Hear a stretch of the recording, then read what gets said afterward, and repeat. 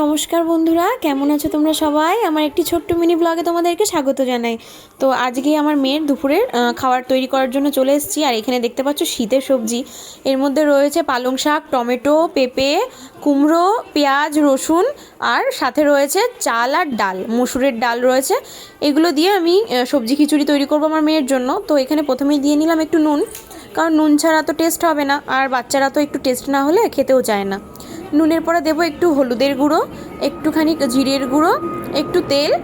তো সব কিছু দিয়ে, আর হ্যাঁ, আমার মেয়ে যেহেতু লঙ্কা খায়, তো সেই জন্য আমি একটা কাঁচা লঙ্কা দেবো এর ভেতরে, যাতে একটু ঝাল ঝাল হয়। তো খুব একটা ঝালও খাওয়ানো উচিত না, খুব বেশি মশলা দিয়েও খাওয়ানো উচিত না বাচ্চাদের খাবারে। জিরের গুঁড়োটা দিয়ে এই কারণেই, যাতে বাচ্চাদের একটু হজম শক্তির ক্ষমতাটা বাড়ে জিরের গুঁড়োটায়। তো চলো এগুলোকে রেডি সেডি করে নিয়ে রান্নাটা শুরু করে দিই। এর মধ্যে দিয়ে দিয়েছি, দেখতে পাচ্ছ, সব কিছু এবার মিক্স করবো। মিক্স করে তো চলো এখন মুখটাকে আটকিয়ে দিই দিয়ে। আর এদিকে দেখো আমার রান্না কমপ্লিট, মিক্সি করে নিয়েছি আমার মেয়েকে, এখন ঝিনুক বাটিতে খাওয়াবো। তো টাটা বন্ধুরা, কেমন লাগে অবশ্যই কমেন্টে জানিও।